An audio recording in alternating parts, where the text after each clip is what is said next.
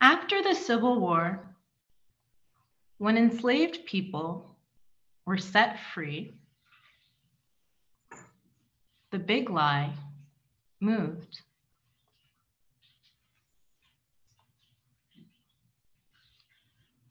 Now, there weren't chains that were separating brown-skinned people from pale-skinned people.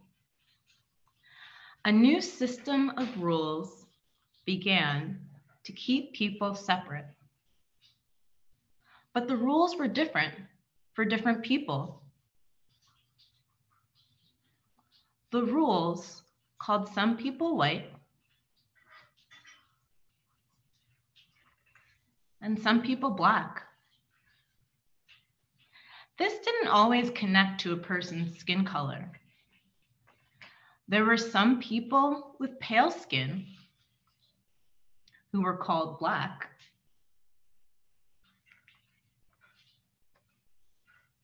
Like people from Japan and Ireland. And some people with brown skin who were called white. Like people from Spain and Italy. Everyone was separated by whether they were white or black. Because of the big lie that said that white people were better than black people, the world white people lived in was very different from the world black people lived in. White people could sit in the front of the bus, but black people had to sit in the back where there were fewer and older seats. White people's schools had lots of money for teachers and books and buildings. White students could learn to be doctors, lawyers, or professors, jobs that made lots of money.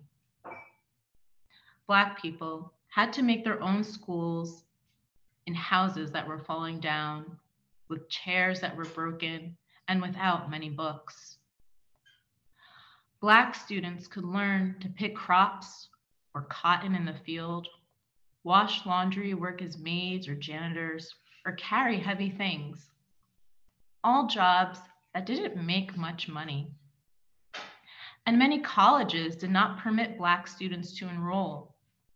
Yet, they still managed to learn and do much more than what they were taught.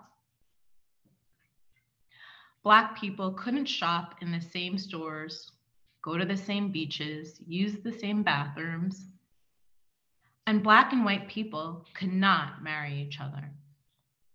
Sometimes even whole towns were either white or Black.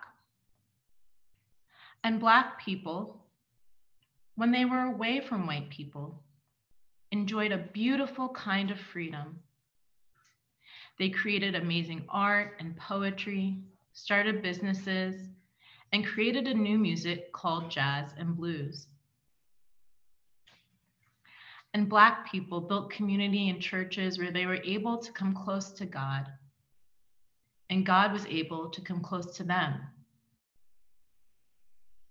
In their churches, there was lots of singing and dancing. The traditions they had brought with them from Africa were now part of how they worshiped Jesus. And it was in these churches, without white people around, that many Black people felt God closest to them. It gave them the strength to go back out into the rest of the world where they didn't feel so free. Black people, and even some white people, thought that being forced to live separately was sad and wrong. White people wanted to enjoy the jazz and the dancing that the Black people had created. Black people wanted schools where they could learn to be doctors and lawyers and make money for their families. When a white person broke the rules, like going to a theater to hear Black music, not much happened. But it was confusing to know that if a Black person broke the rules, they could be hurt. It could be as little as looking at a white person in the eye or challenging them. And sometimes they would get so angry, they would kill the Black person.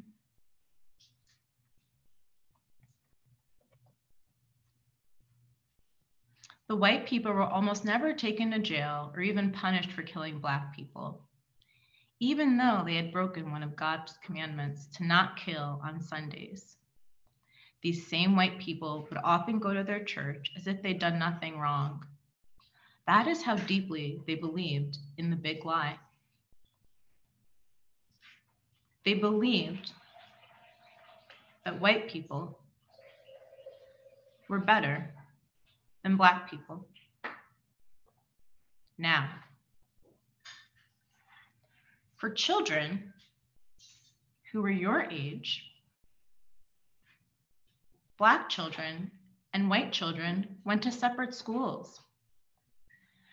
It wasn't fair, and it was against the law, but it was the way that things were. One time, there was a judge who ordered 4 Black girls to go to 2 all-white elementary schools. 3 of the girls were sent to one school, and one girl, who was 6 years old, named Ruby Bridges, was sent to another school. Ruby's family was so proud that Ruby would be participating in such an important event in the nation's history. But they did have their concerns. And it was in church that Ruby and her family prayed long and hard. And they got so close to God, and God got so close to them, that Ruby and her family gained the courage they would need, and they knew what Ruby needed to do. On the first day of her new school, there was an angry mob of men and women and children who didn't want Ruby to attend the school. They shouted at her. Some called her names, and some even wanted to hurt her. And every day for weeks, which turned into months, Ruby experienced this kind of school day, where people would shout at her, they would call her names, and some even wanted to hurt her, just because she wanted to receive a good and fair education, because she was Black and wanted to attend a white school. When Ruby got into her classroom, she was alone, except for her white teacher, Miss Barbara Henry. There were no children for Ruby to learn with, no children for Ruby to eat lunch with or play with. The white parents would not allow their children to attend school with Ruby because she was Black. And so Ruby began to learn to read and write in an empty classroom in an empty building, but with her head held high.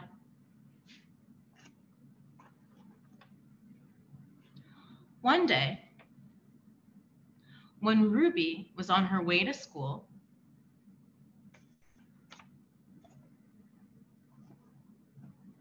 she stopped in front of the large mob that was shouting at her and calling her names and wanting to hurt her. When Mrs. Henry looked out of the window, it looked as if Ruby was trying to talk to the mob. When Ruby got to her classroom, her teacher asked Ruby, "What was it you were saying to the angry crowd?" "I wasn't saying anything to them," Ruby insisted. "I was praying for them."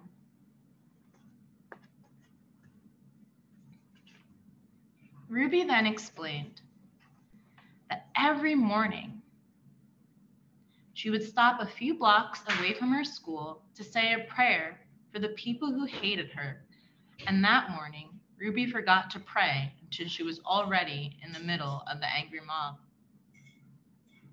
Every day, Ruby would pray before she got to school and once the crowd was behind her as she was leaving school. Ruby would say this special prayer. Please, God, try to forgive those people, because even if they say those bad things, they don't know what they're doing. So you could forgive them, just like you did those folks a long time ago when they said those terrible things about you. And it was in those moments that Ruby would come so close to God, and God would come so close to Ruby, that Ruby gained the courage to return to school every day. The story of Ruby Bridges is a story your grandparents may remember. Maybe they were kids when Ruby was a kid.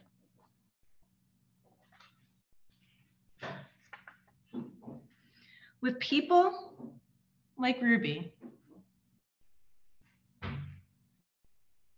the big lie rumbled.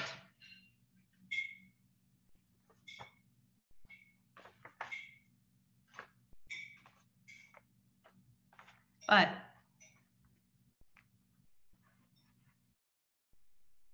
it did not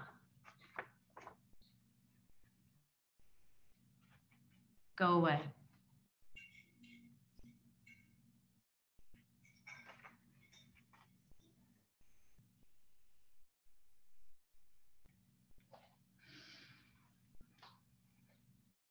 I wonder.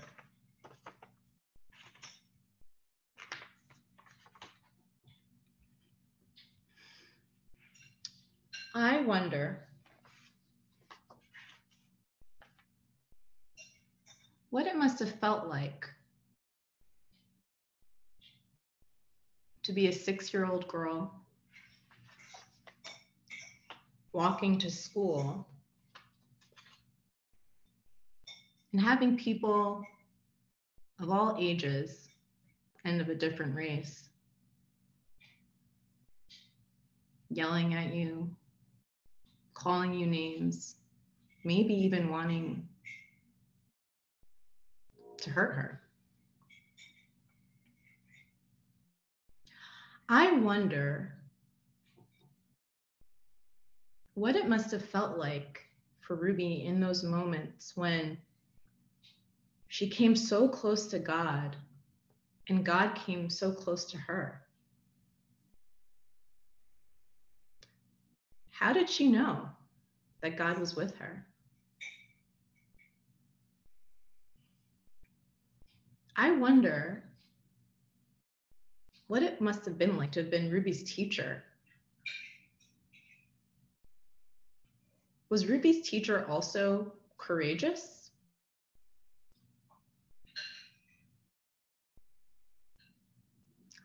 I wonder if there's a part of the story that we could take out, but still have all of the story that we need.